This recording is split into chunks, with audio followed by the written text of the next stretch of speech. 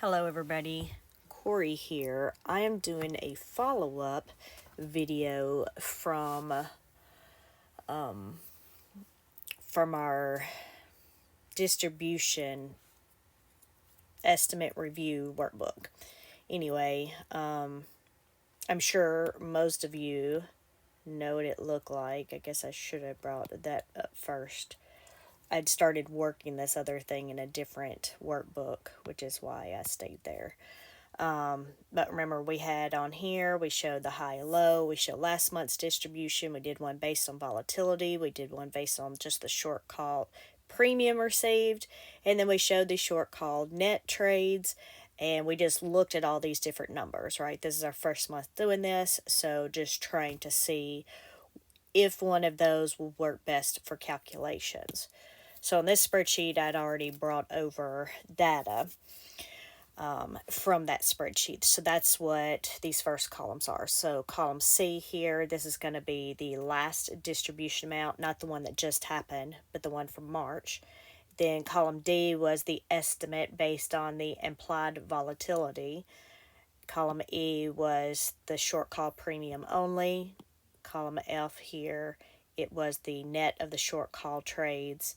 And then G, this was just for information purposes only, but this was the synthetic. And then we also had one on there that was average, which was just the average of these three here, just for fun. Well, for somebody that works this hard on something, believe me, the answer to this is not funny. Not whatsoever. And me being a numbers person, I want to know. So I have been working on it. However, I'm probably not going to figure out the answer, and if I do, it would not be in a timely manner. So I just want to go ahead and follow up with what we had here, and then if I can figure out these other 2 or 3 different ways I've been trying to calculate, which I haven't got it to work out right. I've been trying it with Misty because it's the new one and it shouldn't have any historical data to, skew the information, but I still not getting the different ways that I'm trying it to work out. So, again, figured I'd go ahead and do this video. So what I've done here, let's see, let's not look at this column just yet, if you can keep from looking at that column, and let's focus on A to column L. And what I've done here is just sort of like I did the guesstimate challenge. If you saw that, I highlighted the number that was closest to the actual. So in this case, for AIYY, using the IV, 70 cents was closest to the actual of 72.5 cents. So I have highlighted that here. It's also the number in column J. And the highlights mean, for green, means it was within 5%, not 5 cents, but 5% of the actual. The yellow means it was between that 5 and 10%, and red means it was more than 10%. So for this first one, AIYY, IV 1, it was within 3%. AMD, it was the closest for the IV also, but it was still 18% off because we had 91 cents and then we had $1.11. AMZ was 73 cents. IV got that within 5%. So I don't want to go through all of these, but I just wanted to give you an idea there of what these color codes mean. So if you look at the color codes from columns, C to H, you can, well, I guess I did it from C to F for the color codes. The ones that got the closest to the actual distributions was either the last distribution or the IV, the implied volatility calculation. So those two were the most. But J through L was basically just picking, which one was the closest. And you could just see all of that in one column. Now, if we go on, let's see. Then what I did was, I was like, well, what if we just looked at the last distribution, right? Over here on the left, from, C to L, all of this is based on which one was closest to the amount.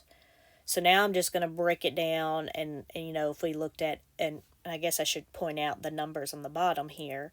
If we look at the numbers on the bottom, the last distribution, that won 11. That got 11 of them, right? Closest to the, I'm sorry, I keep saying 11. It says clearly 10. We got closest to 10 of the ETFs. Using the IV, we got closest for 7 of them. And the short call premium was only 1, and the short call net trades was only 1. If we go down and we look here, and you could basically, see by colors. So if we looked at the last distribution there, we can see all of those, and these are again just based on that same color code, 0 to 5 or 5% or less, 5 to 10, and 10 or more. For last distribution, 7 of them are green, 3 of them are yellow, and 8 of them were red. And if we just look at the numbers here at the bottom, that was really the closest thing out of all of them. If we look, the next closest again is still that IV when we're talking about green being within 5%. So we have 7 within 5% for the last distribution. 5 of them green, if we're looking at implied volatility. And then both of those had 3 for yellow, which means they were within 10%. And then we had 8 or 11 that were red, just looking at those two. But you could see them here too. Like if you look at the IVs, you see several greens, a few yellows, and a lot of reds. And if we look at the short call premium there, most of those were reds. Only one, AIYY, was within 5%, and then one was 5 to 10%, the yellow, which was OARC. And then if we looked at the net, it was basically the short call net, it was the opposite colors for the same tickers. And then I just thought, well, let me do for the average too, just to see. And no, it wasn't even close looking at the average, except for 2 were green and 1 was yellow. The rest were red. And then I thought, okay, well, if the IV and the distribution, were the closest to everything, what if I just averaged those two numbers? And that was a no-go as well.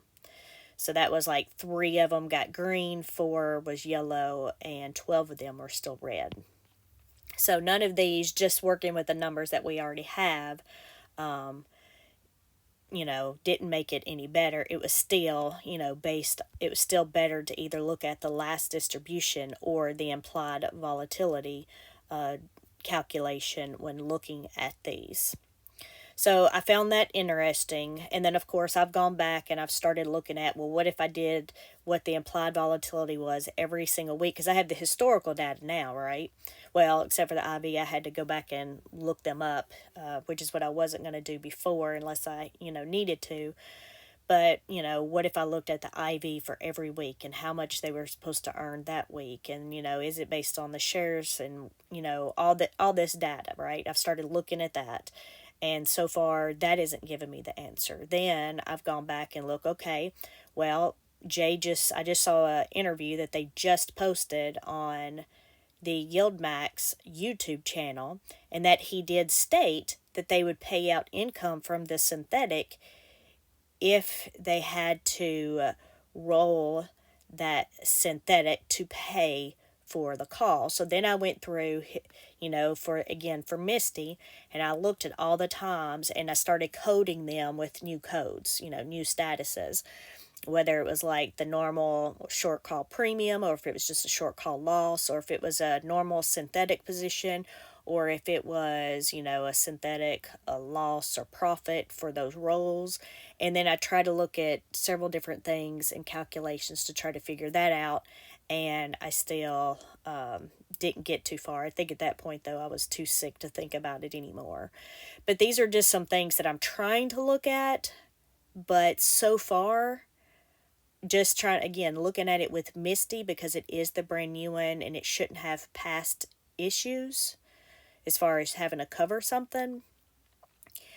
That's the one I was trying it with, but I'm not even close. It's not even close to the payout, like not even close. And then I think, well, maybe that is my problem. Maybe I should go ahead and try to test it with another one, because maybe for Misty, maybe they held some back, right? Maybe they decided not to pay that huge of a payout because, they know they're probably going to lose some in the next months, especially with the Bitcoin and the halving and everything else coming up. So maybe my issue is to go look at, I should go look at another ETF or a few other ETFs and do the same thing with them in different situations. And then I think, well, then there's the 90%, which I don't know how much of that will have to do with things. And then, of course, then we have treasuries, which I figured before it was just so small that it wouldn't be, that and the 90% together. I thought, well, those could probably cancel each other out, right? So I don't know. I know y'all probably don't care, but these are all the things that start running through my head, and different things that I've tried, started trying out, but I don't know that we will get any closer.